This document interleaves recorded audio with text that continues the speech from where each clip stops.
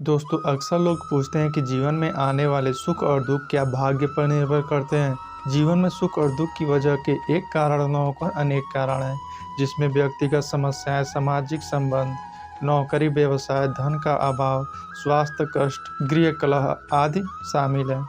देखा जाए तो कारण कोई भी हो, सुख दुख मन की अवस्था है जो ग्रहों के द्वारा नियंत्रित एवं संचालित होती है।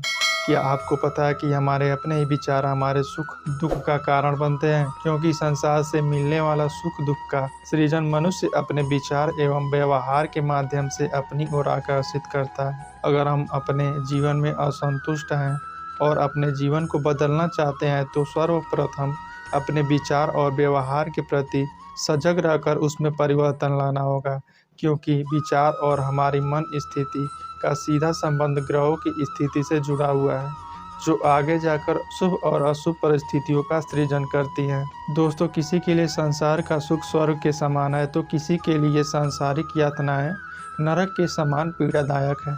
किसी व्यक्ति के लिए यह संसार अशांति, कलेश, पीड़ा का सागर है तो किसी के लिए यही संसार सुख सुविधा संपन्नता के उपवन के समान है। एक ही जैसी परिस्थिति में एक समान सुख सुविधा समृद्धि युक्त दो व्यक्तियों में अपने स्वयं के विचारों की भिन्नता के कारण असाधारण अंतर देखा जाता है। विचार जब सकारात्मक होते हैं तो एक व्यक्ति अपनी परिस्थितियों से संतुष्ट रहकर जीवन के लिए भगवान को धन्यवाद देता है। वहीं दूसरी ओर मन में अंतर्द्वंद और नकारात्मक विचार होने पर दूसरा व्यक्ति अनेक सुख सुविधा पाकर भी हमेशा असंतुष्ट रहता है।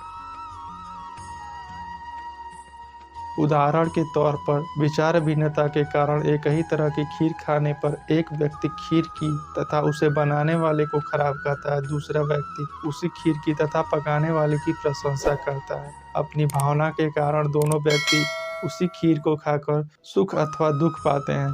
बुराई की भावना के कारण एक व्यक्ति एक ही साधन से सुख पाता है और दूसरा व्यक्ति प्रशंसा की भावना से सुख तथा आनंद प्राप्त करता है। मानव जीवन में सुख दुख धूप छांव की तरह आता जाता रहता है। विद्वानों के अनुसार सुख दुख मनुष्य मन की सापेक्ष अवस्थाएं हैं। दोस्तों, आध्यात्मिक जगत में कहा जाता है कि हमारे दुख का कारण अज्ञानता, सत्य को नहीं जानना, सत्य में अविश्वास, भ्रमपूर्ण भावना, गर्व एवं अहंकार आदि। यदि आपको जीवन के प्रत्येक क्षेत्र में सफलता एवं लोगों का अपेक्षित सहयोग चाहिए तो अहंकार का त्याग कर नम्रतापूर्वक व्यवहार करना चाहिए। यदि आप किसी एक व्यक्ति को भी बौद्धिक अथवा आध्यात्मिक ज्ञान दे सके तो निश्चय ही यह उसकी सबसे बड़ी सहायता होगी। भगवान बुद्ध ने असंख्य लोगों के जीवन में ज्ञान का प्रकाश फैलाकर उनकी आध्यात्मिक सहायता कर युग युगांतर तक लोगों के लिए पथ प्रदर्शक बनकर उनका कल्याण किया। उन्हीं की देन है कि आज हम लोगों में करुणा, सहानुभूति, प्रेम, सेवा आदि भावनाओं के प्रति आदर और